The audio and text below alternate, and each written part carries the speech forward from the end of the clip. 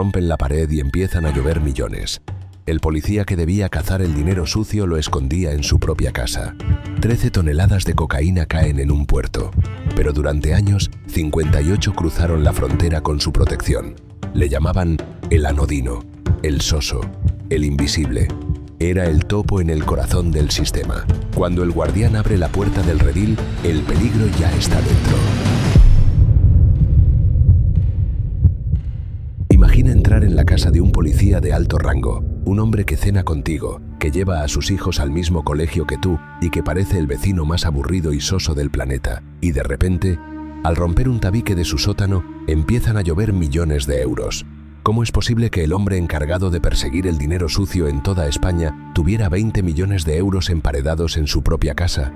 Esta no es una película de Netflix, es la realidad más cruda y retorcida que ha sacudido los cimientos de la Policía Nacional. Estamos hablando de Óscar Sánchez Gil, el hombre al que todos llamaban el anodino o el soso, pero que en secreto se convirtió en el arquitecto de una de las mayores tramas de narcotráfico que jamás se han visto en Europa.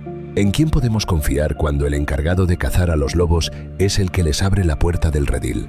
La historia de Óscar Sánchez Gil es una bofetada a la lógica. Para entender su caída, primero hay que entender quién era este hombre y cómo logró camuflarse bajo la piel de una mediocridad absoluta.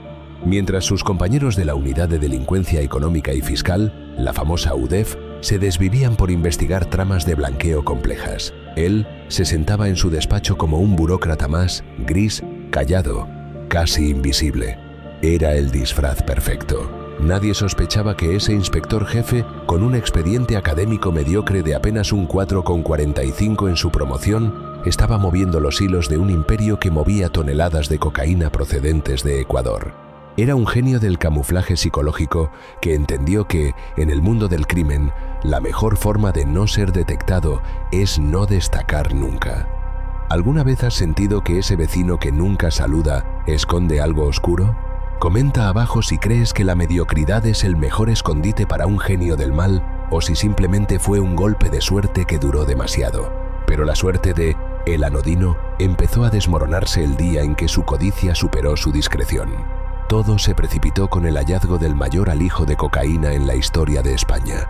13 toneladas ocultas en un contenedor de bananas en el puerto de Algeciras. 13 toneladas. Eso es suficiente veneno para inundar las calles de medio continente. Lo que nadie sabía en ese momento era que el hombre que debía estar monitorizando esas rutas desde la cúpula policial era precisamente quien las estaba protegiendo.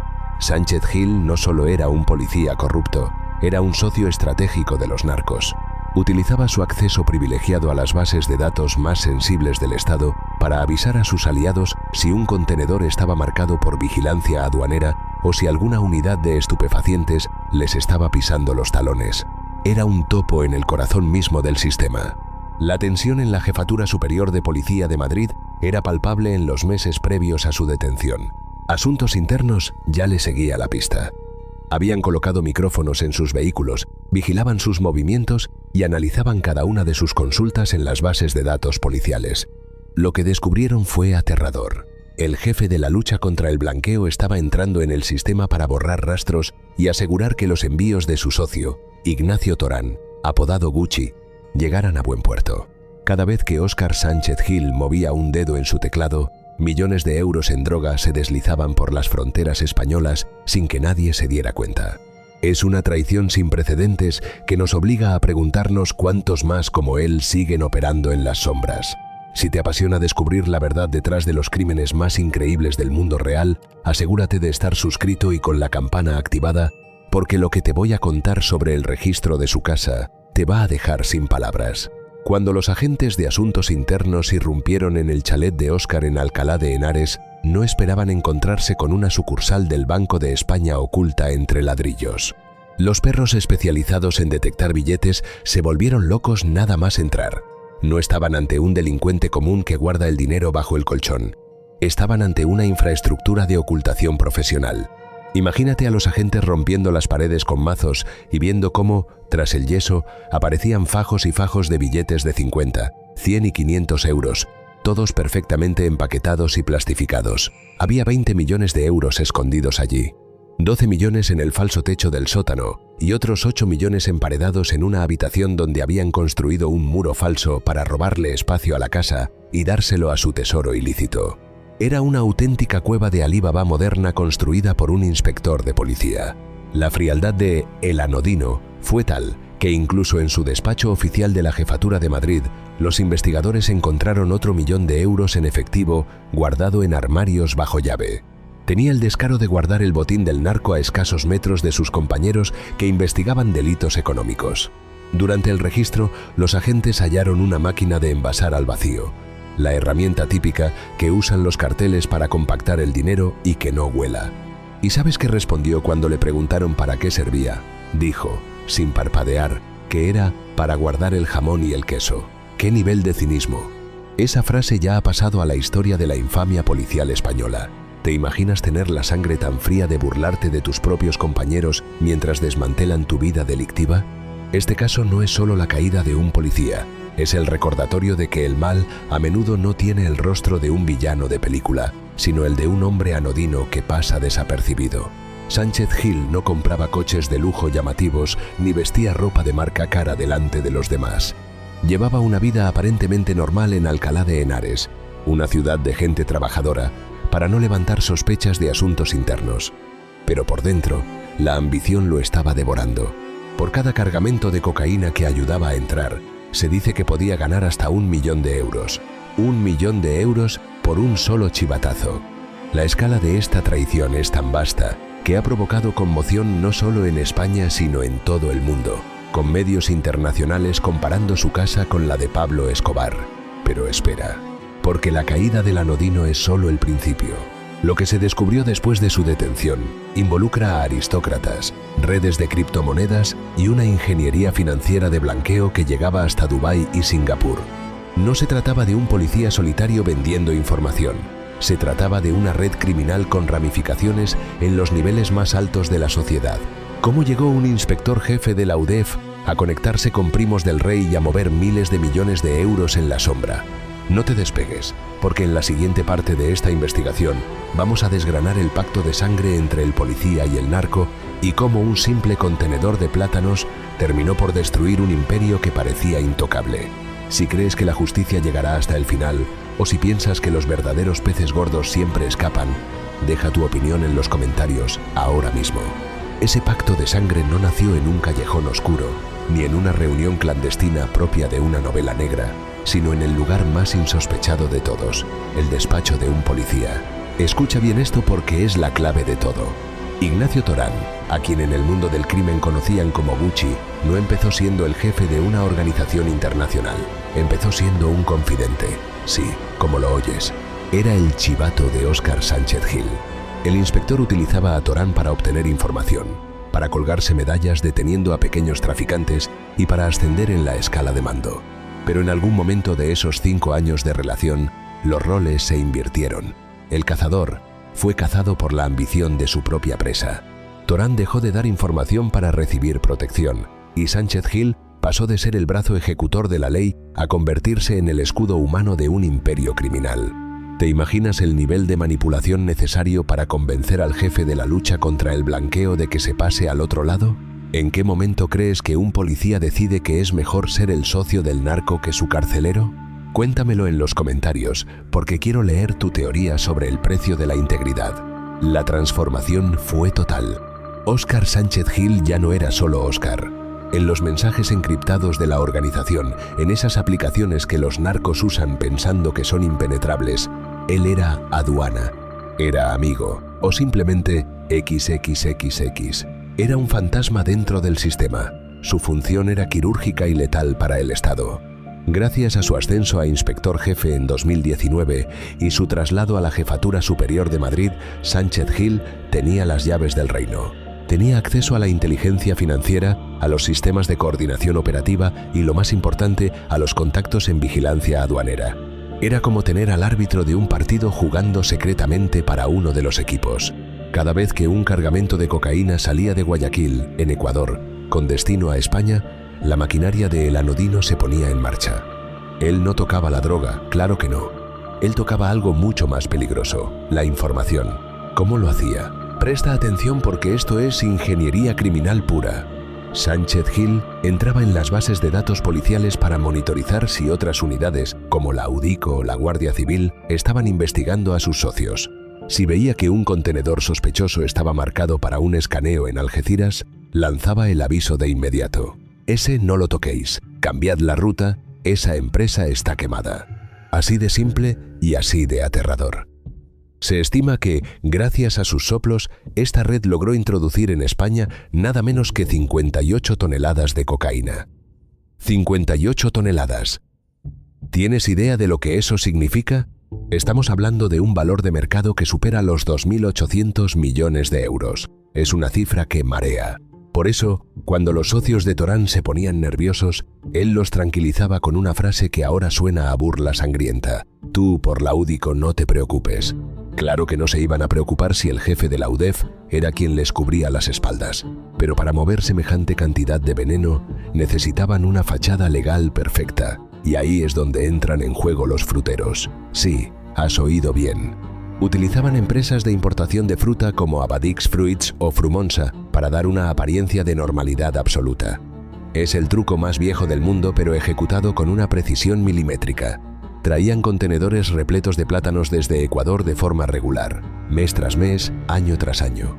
Pagaban sus impuestos, movían mercancía real, creaban un historial comercial impecable, hasta que el sistema de aduanas dejaba de verlos como un riesgo.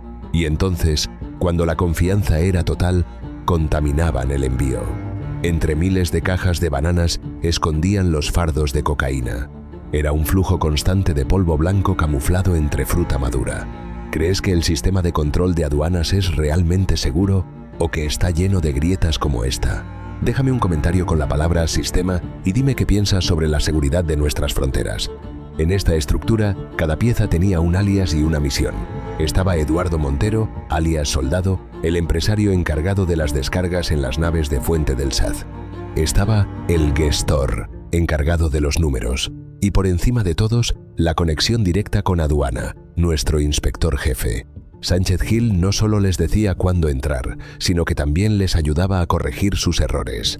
Si un envío fallaba, él analizaba por qué la policía los había detectado y les daba la solución para que no volviera a ocurrir.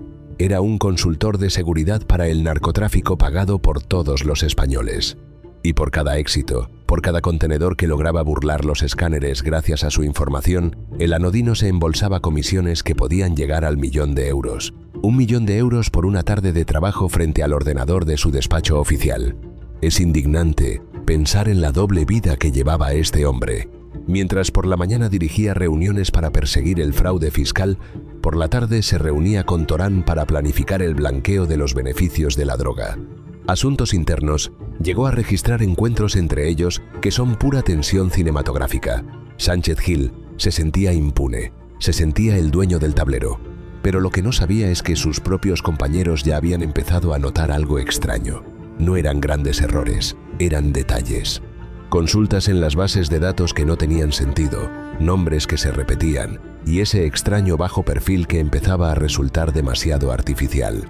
El disfraz de soso se estaba agrietando, porque, al final, nadie puede mover 58 toneladas de cocaína y esconder 20 millones de euros en su casa sin dejar un rastro de ceniza tras de sí. Y entonces llegó el fatídico 14 de octubre. El puerto de Algeciras, el gigante de hormigón y acero que nunca duerme, se convirtió en el escenario del principio del fin. Un contenedor procedente de Guayaquil, vinculado a la empresa Abadix Fruits, entró en el radar del Servicio de Vigilancia Aduanera. No fue un soplo de Sánchez Gil, fue una operación de inteligencia pura, coordinada con la policía de Ecuador. Cuando abrieron las puertas de ese contenedor, lo que encontraron no fueron solo plátanos, eran 13 toneladas de cocaína, el mayor alijo de la historia de este país. En ese momento, los cimientos del imperio de El Anodino empezaron a temblar con una violencia sísmica. Sánchez Gil se enteró de la aprehensión cuando ya era tarde, cuando el contenedor ya había sido abierto y los fardos estaban sobre el muelle. Su protección había fallado. Y en el mundo del narco, cuando fallas, el silencio se acaba. La desesperación empezó a apoderarse de la red. Las escuchas telefónicas de esos días son frenéticas. Torán y Sánchez Gil hablaban de deudas, de rastro sucio, de empresas que podían salpicarles. Incluso mencionaban el fútbol y otros negocios que servían para lavar el dinero. Se sentían acorralados.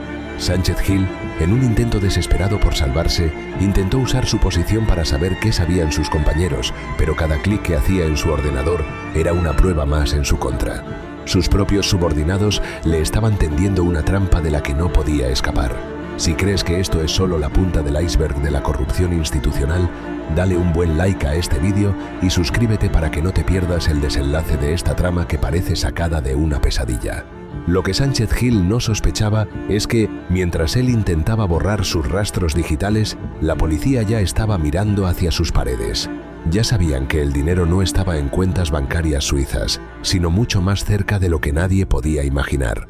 Estaban a punto de descubrir que el inspector jefe no solo protegía a los narcos, sino que se había convertido en uno de ellos, amasando una fortuna tan inmensa que ni siquiera él sabía cómo gastarla. Pero la cocaína y los millones son solo una parte de la historia. ¿Qué pasa cuando en la misma investigación empiezan a aparecer nombres de la aristocracia? ¿Qué relación tenía un primo del rey con esta trama de billetes emparedados y contenedores de plátanos? No te muevas, porque lo que viene ahora va a sacudir todo lo que creías saber sobre el poder en España. La conexión real está a punto de salir a la luz, y te aseguro que el nombre de Francisco de Borbón va a cambiar por completo tu perspectiva de este caso. Hablemos de ese nombre que acaba de hacer que se te erice la piel. Francisco de Borbón. ¿Cómo es posible que un apellido que representa la historia viva de España aparezca en el mismo sumario judicial que un inspector de policía que guardaba dinero tras las paredes? Es que parece una broma de mal gusto, pero es la realidad más escandalosa de este caso. Mientras Óscar Sánchez Gil, el anodino, ponía la infraestructura policial y el acceso a los secretos de Estado, la trama necesitaba algo más para que esos millones de la cocaína se volvieran limpios. Necesitaban prestigio, necesitaban contactos internacionales y, sobre todo, necesitaban una red de blanqueo que cruzara fronteras como si no existieran. Y ahí es donde aparece la figura del aristócrata. Francisco de Borbón, primo del rey Juan Carlos I e hijo del duque de Sevilla, fue detenido en Marbella bajo la sospecha de ser una pieza clave en este engranaje de lavado de capitales. Imagínate la escena. Los mismos agentes que estaban derribando tabiques en Alcalá de Henares estaban también siguiendo la pista de inversiones en criptomonedas y empresas en el extranjero vinculadas a la nobleza. Es un choque de mundos que nadie vio venir. ¿Crees que el apellido debería proteger a alguien de la justicia o que precisamente por ser quien es la ley debería ser más dura? Escribe la palabra Borbón en los comentarios si piensas que todos somos iguales ante la ley, sin excepciones. Pero no te equivoques, esto no era solo una cuestión de nombres famosos para salir en la prensa del corazón. Esto era ingeniería financiera de altísimo nivel. La investigación de asuntos internos ha revelado que la trama del ex jefe de la UDEF no se conformaba con comprar coches de lujo o licencias de VTC. Ellos apuntaban mucho más alto. Buscaban abogados top, de esos que cobran miles de euros la hora, para intentar mover y blanquear más de 2.000 millones de euros en Singapur y Dubái. Has oído bien, 2.000 millones. No. Dubái se había convertido en el cuartel general donde se tomaban las decisiones estratégicas. Allí es donde la red buscaba refugio para integrar los beneficios de las 13 toneladas de cocaína en la economía legal. Utilizaban sociedades con nombres tan irónicos como Asesoría de Reputación o Agón Capital. Hay que tener un descaro absoluto para llamar a tu empresa pantalla Asesoría de Reputación mientras estás lavando el dinero sucio de los carteles de Ecuador. ¿No te parece el colmo del cinismo? Y aquí es donde la trama se vuelve verdaderamente internacional y tecnológica. Atento a esto porque es donde muchos se pierden, pero donde se esconde la verdadera fortuna. La policía no solo encontró billetes físicos, encontró un rastro digital que los llevó hasta Irlanda. Allí, los investigadores localizaron una empresa de criptomonedas vinculada a Francisco de Borbón que albergaba otros 20 millones de euros, 20 millones más.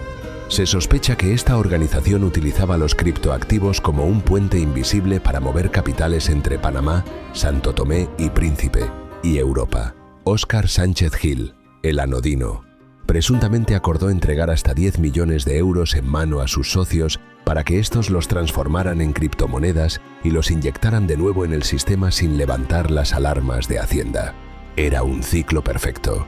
El policía protegía la entrada de la droga, El narco ponía la mercancía y la estructura financiera. Con la ayuda de colaboradores de alto nivel, hacía desaparecer el rastro del delito. Si te está explotando la cabeza con el nivel de complejidad de esta red, no olvides suscribirte y darle a la campanita, porque lo que viene sobre cómo intentaron ocultar los últimos rastros te va a dejar helado. La detención de Francisco de Borbón fue un terremoto social. Su hermana, Olivia de Borbón, declaró estar en shock, sin poder creer que su hermano estuviera implicado en semejante fango. Francisco salió de la Audiencia Nacional tras pagar una fianza de 50.000 euros, vestido de traje, con gafas de sol y el teléfono pegado a la oreja, tratando de proyectar una imagen de normalidad, mientras los investigadores lo vinculaban con al menos 5 entidades financieras bajo sospecha. Es el contraste definitivo de esta historia. Por un lado, un inspector jefe que vivía de forma sosa para no llamar la atención, y por otro, un aristócrata moviéndose por los círculos más selectos de Marbella. Dos caras de la misma moneda criminal. Lo que une a el anodino y al aristócrata no es la amistad, es la codicia pura y dura. Un pacto de intereses donde el uniforme de policía y el escudo de armas se pusieron al servicio del polvo blanco. Pero, ¿sabes qué es lo más increíble de todo esto? Que mientras ellos planeaban movimientos en Singapur, la policía española les estaba respirando en la nuca durante 11 meses. Asuntos internos lo sabía todo. Sabían de sus reuniones, de sus mensajes encriptados y de su sensación de impunidad. Sánchez Gil se sentía tan seguro que incluso después de que incautaran las 13 toneladas de cocaína, seguía hablando con su socio Torán sobre cómo evitar que el rastro sucio les salpicara. Sentía que podía controlar el incendio desde dentro de la propia estación de bomberos, pero el fuego ya era demasiado grande. La caída de Francisco de Borbón y la revelación de la red de criptomonedas en Irlanda fue la señal definitiva de que el imperio se estaba desmoronando por todas partes. Ya no había muro lo suficientemente grueso ni apellido lo suficientemente ilustre para esconder la verdad. Pero la historia no termina aquí, ni mucho menos, porque ahora que sabemos quiénes eran y cómo movían el dinero, falta responder a la pregunta que todos nos hacemos. ¿Cómo demonios pensaba Óscar Sánchez Gil disfrutar de esos 20 millones de euros sin que nadie se diera cuenta? Y lo que es más importante, ¿qué pasa cuando el delincuente más ahorrador del mundo se encuentra con que su peor enemigo no es la policía, sino la propia hacienda pública? Prepárate, porque en el próximo bloque vamos a entrar de lleno en el laberinto legal que le espera al anodino. Te voy a contar el secreto de cómo Hacienda planea quitarle hasta el último céntimo y cómo la broma del jamón y el queso le va a salir más cara que cualquier condena de cárcel. No te lo vas a creer, pero el inspector, que mejor sabía cómo funcionaba el blanqueo, está a punto de recibir una lección de economía que lo va a dejar en la ruina absoluta. Deja tu comentario diciendo qué harías tú si encontraras 20 millones en tu pared y quédate para ver cómo se desintegra el sueño de riqueza de este policía corrupto. Hablemos de la ironía más grande de toda esta historia, porque lo que le espera a Óscar Sánchez Gil no es solo una celda fría, sino una ruina económica que ni en sus peores pesadillas pudo imaginar. ¿Te has parado a pensar alguna vez que esconder 20 millones de euros podría ser el peor negocio de tu vida? Pues agárrate, porque el hombre que mejor conocía las leyes contra el blanqueo está a punto de ser devorado por la propia maquinaria que él debía dirigir. El sistema no perdona, y menos cuando el traidor es uno de los suyos. Mientras él se sentía el rey del mundo emparedando billetes de 500, la agencia tributaria ya estaba afilando los colmillos. Es una locura. Resulta que, jurídicamente hablando, Hacienda tiene un plan para quedarse con cada céntimo que Óscar escondió y, por si fuera poco, le va a pedir todavía más. ¿Crees que es justo que el Estado sea tan implacable con el dinero del crimen? ¿O piensas que incluso en la ruina, este tipo de delincuentes siempre tienen un as bajo la manga? Si eres de los que piensan que al final el dinero sucio siempre sale caro, escribe la palabra justicia en los comentarios porque quiero saber si estamos en la misma sintonía. La caída de El Anodino ha dejado al descubierto un imperio de activos que nos obliga a preguntarnos ¿cómo pudo un inspector jefe con un sueldo público amasar semejante fortuna sin que saltaran todas las alarmas? Es que no eran solo los billetes en la pared. La red había construido una infraestructura de blanqueo que funcionaba como un reloj suizo. La joya de la corona era una flota de 70 licencias de VTC gestionadas a través de su mujer y su cuñada. 70 licencias. Eso es una empresa de transporte masiva operando en las calles de Madrid. Los investigadores sospechan que utilizaban este negocio para inyectar diariamente dinero en efectivo procedente de la cocaína, simulando ingresos por trayectos que nunca existieron. Se estima que solo a través de estas VTC lograron lavar hasta 3 millones de euros en un tiempo récord, y no se quedaban ahí. Junto a las licencias, la policía ha inmovilizado una flota de vehículos de altísima gama que harían palidecer a cualquier coleccionista. Es un insulto a cada ciudadano que paga sus impuestos ver cómo un uniforme se pervertía para comprar coches de lujo con el dinero del veneno que entra por nuestras costas. ¿Alguna vez te has subido a un VTC y has pensado si el conductor es solo un trabajador o parte de una red invisible? Cuéntame tu experiencia más rara en un transporte de estos, porque ahora todo cobra un sentido mucho más oscuro. Pero lo que realmente te va a dejar con la boca abierta es el cálculo matemático de su ruina. Presta atención, porque esto es una lección de economía criminal que no te enseñan en ninguna universidad. Hacienda no solo va a reclamar el origen de ese dinero, sino que va a aplicar la ley con una severidad quirúrgica. De los 20 millones hallados en el chalet de Alcalá de Henares, la liquidación inicial por impuestos no pagados ya asciende a unos 9 millones de euros. ¡Pum! Casi la mitad desaparece de un plumazo. Pero ahora viene lo peor, las sanciones. Al tratarse de dinero de origen ilícito, la multa puede llegar al 125% de la cantidad. Estamos hablando de otros 11 millones y pico de euros adicionales. Y como la guinda del pastel, hay que sumar los intereses de demora por cada año que el dinero estuvo oculto, lo que añade casi 1,5 millones más a la factura. El resultado final, Sánchez Gil podría enfrentarse a una deuda total con el fisco de 21.700.000 euros. Le debe a Hacienda más dinero del que tenía escondido en la pared. Es la definición perfecta de un fracaso absoluto. Si te parece increíble cómo el sueño de riqueza de un corrupto se convierte en una deuda impagable, asegúrate de estar suscrito al canal, porque ver cómo se desmorona este castillo de naipes es una advertencia para todos los que creen que el camino corto es el mejor. ¿Y qué me dices de la famosa máquina de envasar al vacío? Ese detalle es el que mejor define el cinismo de este hombre. Cuando los agentes de asuntos internos encontraron el aparato en su propio despacho oficial, Óscar no se inmutó. La máquina estaba allí para plastificar los billetes, para quitarles el volumen y sobre todo para engañar al olfato de los perros de la policía. Pero su respuesta, esa frase de «es para el jamón y el queso», se ha convertido en el símbolo de su desprecio por la placa que portaba. Sin embargo, lo que Óscar no sabía es que cada paquete de dinero que envasó al vacío era un clavo más en su ataúd legal. La policía encontró anotaciones manuscritas, auténticos manuales de lavado, donde se detallaban inversiones en empresas de al menos 6 países diferentes: Singapur, Dubái, Panamá, Irlanda, Santo Tomé y Príncipe. El anodino quería ser un jugador global. Estaba moviendo hilos para internacionalizar el dinero de la cocaína, mientras en su casa aparentaba ser un tipo que no podía permitirse ni la mejor carne del supermercado. Esa dualidad es lo que hace que este caso sea tan fascinante y a la vez tan repugnante. Incluso en prisión, el descaro de la trama no se detuvo. Los últimos informes de la Audiencia Nacional son escalofriantes. Se ha descubierto que, incluso estando entre barrotes, la red intentó mover 1 millón de euros en criptomonedas para evitar que fueran bloqueados. Ni siquiera la cárcel frenaba su ambición. Por eso la detención de su socio, Ignacio Torán, y el reingreso de este en prisión tras ser detectado un defecto procesal que lo dejó libre por unos meses, ha sido un alivio para los investigadores. Torán, el socio narco, es la otra cara de esta moneda.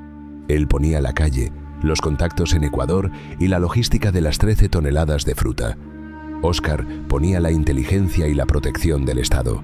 Juntos eran imbatibles. Hasta que el sistema, harto de ser humillado desde dentro, decidió contraatacar con todo su peso. ¿Crees que 1 millón de euros en criptomonedas es solo la punta del iceberg y que todavía hay fortunas ocultas que nunca encontraremos? Deja tu comentario con la palabra criptos si piensas que el dinero digital es el nuevo escondite preferido de los criminales de cuello blanco. La vida de Óscar Sánchez Gil se ha transformado en un laberinto de soledad y deudas. Su mujer, también policía, está detenida. Su cuñada, también. Sus 3 hijos han visto cómo el hogar que creían seguro se llenaba de policías con mazos rompiendo sus paredes. El precio de la traición no solo se paga en años de condena, se paga en la destrucción total de tu legado y de tu familia. Es el fin de una era de impunidad donde un inspector jefe se creía más listo que nadie. Ahora, mientras Hacienda hace cuentas y los jueces analizan cada uno de sus mensajes encriptados, el anodino se enfrenta a la realidad de que ha pasado de ser el protector de los narcos a ser un paria con una deuda de 21 millones de euros que lo perseguirá hasta el fin de sus días. Es el retorno de inversión más desastroso de la historia criminal de España. Pero no creas que esto termina con una simple liquidación de impuestos. Lo que estamos a punto de descubrir es la batalla final en los tribunales. ¿Qué pasará cuando Óscar empiece a hablar para intentar reducir esa deuda impagable? ¿A quién más se llevará por delante en su caída? La red es mucho más profunda de lo que parece, y los nombres que podrían salir a la luz en el juicio final van a hacer que los cimientos de la policía vuelvan a temblar. No te pierdas ni un segundo de lo que viene, porque en el cierre de esta investigación vamos a ver el veredicto final y el destino de los 20 millones que pasaron de ser un tesoro a ser una condena perpetua. Quédate conmigo para ver cómo termina la caída del hombre que quiso ser Pablo Escobar en el corazón de Madrid. Imagina el silencio sepulcral que debe sentirse en una celda de 4x4 cuando has pasado de ser el hombre que perseguía a los grandes defraudadores de España a convertirte en el preso más famoso y odiado por tus propios compañeros. Óscar Sánchez Gil, el hombre que cultivó la mediocridad como si fuera un arte, está ahora frente al espejo de su propia traición. Ya no hay despachos en la Jefatura Superior de Madrid, ya no hay soplos a través de aplicaciones encriptadas y, sobre todo, ya no hay muros donde esconder los millones. ¿Cómo se siente un inspector jefe cuando sabe que ha pasado a la historia no por sus méritos, sino por ser el policía que batió todos los récords de corrupción? Es que no estamos hablando de un descuadre de caja. Estamos hablando de un hombre que, según las investigaciones más recientes, facilitó la entrada de 58 toneladas de cocaína. 58 toneladas. Eso es una cantidad de droga tan inmensa que cuesta incluso visualizarla.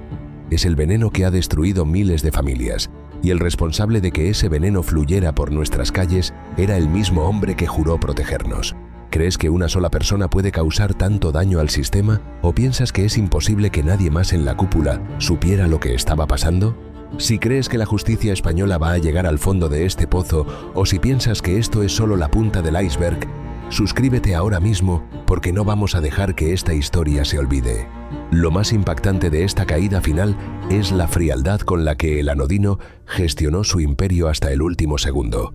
Fíjate en este detalle que te va a helar la sangre. Incluso después de que la policía diera el gran golpe de las 13 toneladas en Algeciras, Óscar no se detuvo. En lugar de huir, en lugar de intentar desaparecer, se puso a invertir en criptomonedas. Los informes de Asuntos Internos revelan que, mientras sus socios estaban en pánico por la pérdida de 780 millones de euros en droga, el inspector jefe estaba acordando la entrega de 10 millones de euros en mano para transformarlos en activos digitales. ¡Qué nivel de audacia! Se sentía tan intocable, tan por encima del bien y del mal, que pensó que podía seguir moviendo el dinero sucio mientras la oficina de al lado estaba investigando el mayor alijo de la historia. Es un desprecio absoluto por la ley que él mismo representaba. ¿Cómo pudo alguien tan soso y normal desarrollar una mente criminal tan retorcida y ambiciosa?